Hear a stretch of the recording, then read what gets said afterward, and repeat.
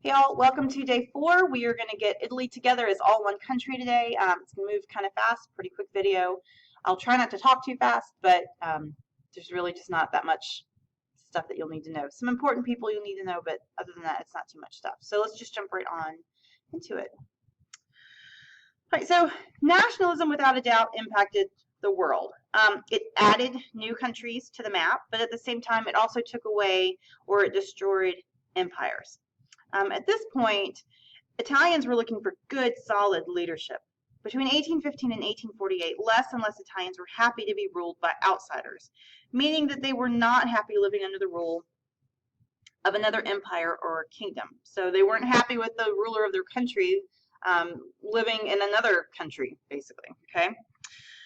So as they were looking for good leadership, they naturally looked to the largest kingdom in Italy, which was Piedmont, Sardinia. Piedmont, Sardinia was also one of the most powerful kingdoms in Italy. And another reason why Italians looked to them for help is that this area had adopted liberal constitutions. So this sounded like a fantastic idea to the radicals because, of course, they are the ones who want change. They're all about changes, and they want to be as far removed from conservatism and monarchies and that sort of thing as possible.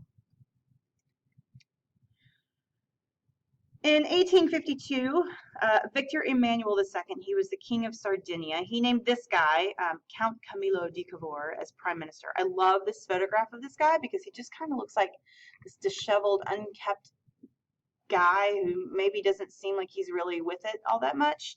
But Cavour was super smart, and he was a very cunning statesman.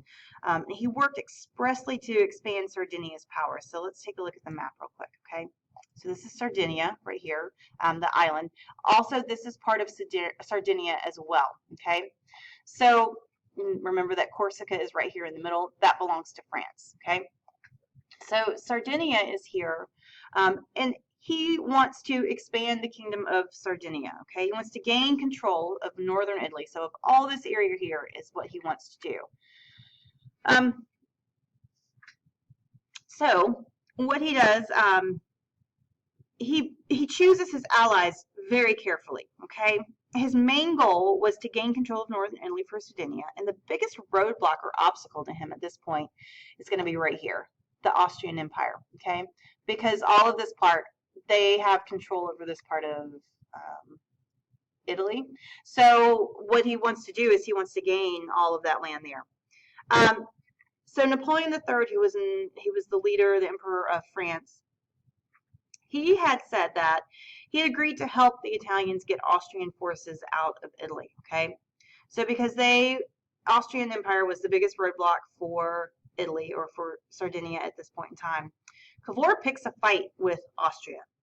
So he provoked a war between Austria and Italy, and so then Napoleon III brought troops in, and between the French and the Sardinian forces, 2 quick victories, and they had defeated the Austrian Empire. So couple quick battles. Now Sardinia has control of everything except for this part right here. So they had gained control of Lombardy, which is this area here, but they did not have control of Venetia. Okay, that comes later. All right, so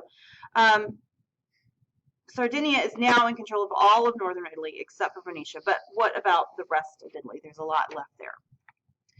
So while Count Cavour was uniting northern Italy, he also was helping rebels in southern Italy. Okay, and this handsome fellow here, this is Giuseppe Garibaldi. He was a very bold and forward-thinking leader, and he was leading a small army of Italian nationalists. Garibaldi, just a little fun fact about him, and you do need to remember this, he always, always, always wore a red shirt into battle. Okay, and some of his followers started to do the same thing as well. So he and his group became known as the Red Shirts, okay? They're very creative in naming their groups here.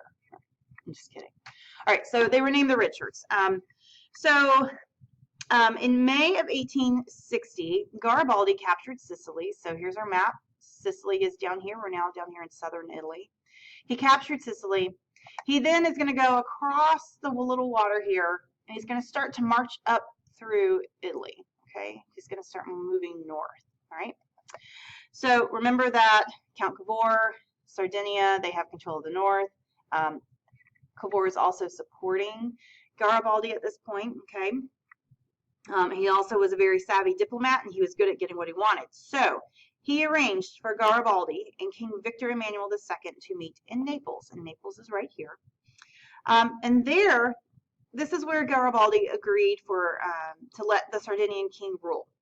So Emmanuel II now controls northern Italy. Okay, he also now controls like Sicily and southern Italy. Okay.